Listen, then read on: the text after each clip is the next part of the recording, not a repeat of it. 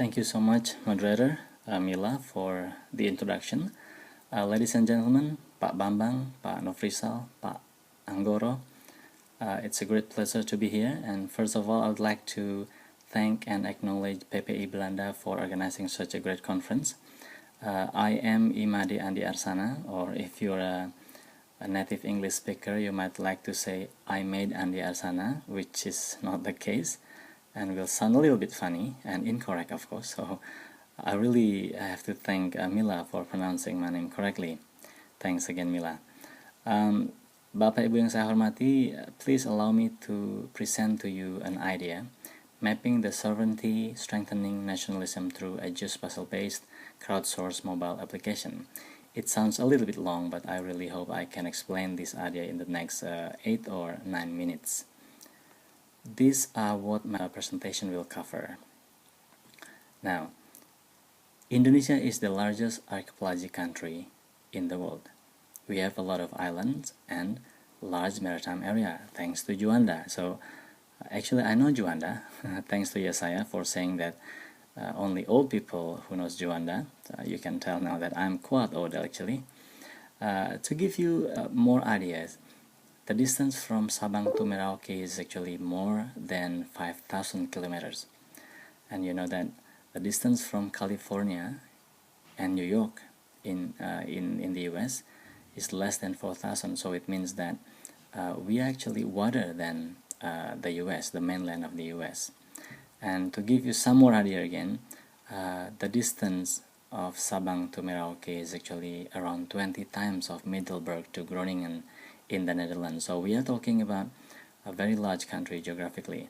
However, I'm not going to lecture you about Indonesia because we have heard a lot about Indonesia since yesterday. Put simply, Indonesia is large, diverse, and complex. And because of its complexity, it is not very easy to understand Indonesia. Now the question is, how well do we know Indonesia? In my humble opinion, Indonesian people are lack of understanding of their country, especially the young people. Okay, and this lack of understanding manifests in the way we respond to important issues such as sovereignty or kedaulatan and sovereign rights or hak berdaulat. Let me give you an example. If there is an issue between Indonesia or dispute between Indonesia and Malaysia, for example, concerning, let's say, border issues or traditional dance claim, for example, it is very easy for the people to say Ganyang Malaysia, even though some others will add with tapi selamatkan Siti Nurhaliza. Well, I don't know about Pak Bambang, but I really like Siti Nurhaliza, Pak. But this actually makes us biased because the threat is not actually from Malaysia, but you know.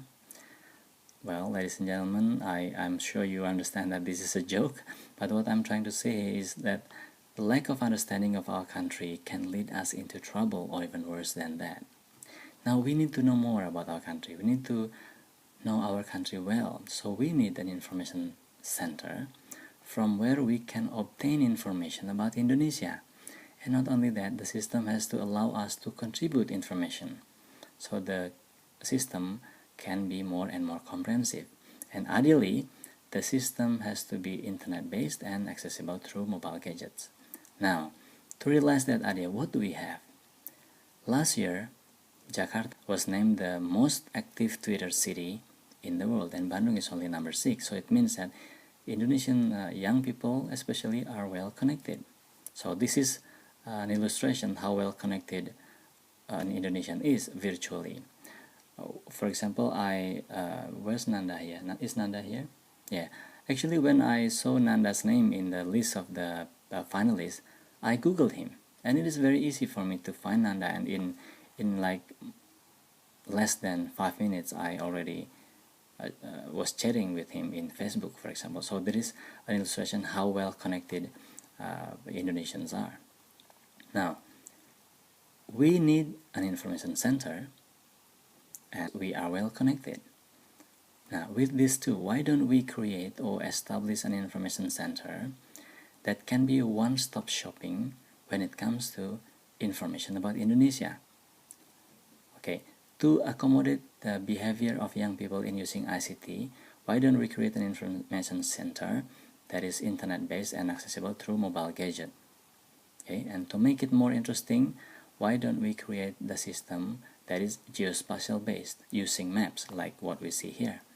Now, if we have this kind of system and you want to know more information about one small village in Bali, for example, this is my village, you can just type and then the system will bring that village in front of you, so you can then know information about politics, economy, and so on and so forth.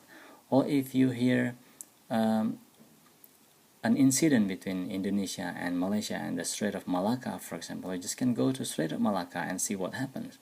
You'll be able to see the different lines over here, what the lines are, what the line means, and so this line, and even you can see the disputed area between Indonesia and Malaysia, for example.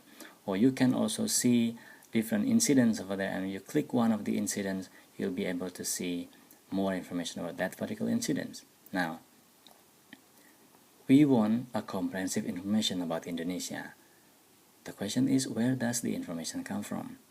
Of course, we will not rely on the government, right? Because if we do, it will take like forever to make the system to be good enough. So we will not rely on the government. We will gather the information from you, from people like you, like us, from the crowd, basically. This is what we call the crowdsourced information. So if you have an information about Indonesia and the system has not had that kind of information, you can click the tambahkan informasi, and then you search the area where you want the information to be, and then this is for example Yogyakarta, and then you can click one of the particular area, like let's say this one, and then you need to fill the title and the description of the information, and then click tambahkan informasi, and then you will be able to see your information has been posted, and everybody from the world can then come and click that particular information and see the warung gudeg tertua di Jogja, for example. Now, everybody can add information. What about the quality? How to ensure the quality of the information? We are not going to reinvent the wheel here. We are going to use the approach that has been used by other systems like YouTube or Wikipedia. So once a user posted information, other users will be able to respond to that particular information. You like it, dislike, endorse, love, or even flag it. Now, based on that particular response, then we can, or the system can decide whether that particular information to be retained, suspended, or deleted. And also, based on that response, the system can assign different privilege to users. So now we have ordinary users, contributors, editors, administrators. So the 4 level of users are with different privilege. So the more like or the more endorsement a user has, the more privilege he or she will receive. Now imagine if you have that kind of system that I call My Indonesia. You can fly to the North Natuna Sea and see potential roles of Indonesia in finding solutions for South China Sea dispute, for example. Or fly to Papua and see what a mining company can do to our beloved country. Or you can visit Nias. Feel the beauty and feel the courage to be a man. And that's not even the best part. This idea has been supported by industries in Indonesia.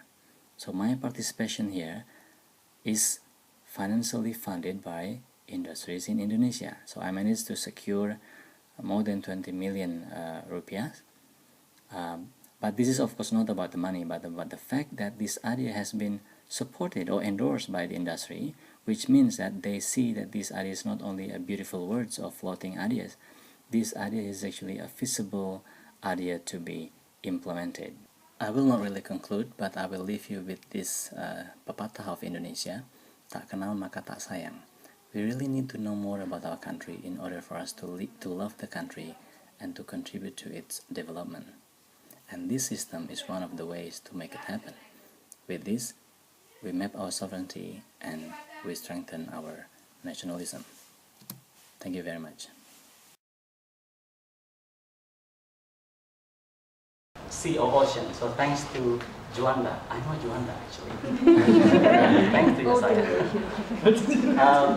Just to give you an idea, from Sabang to Merauke is actually more than 5,000 kilometers. And you know, it means that the distance from California to New York is only less than 4,000 kilometers. So we are wider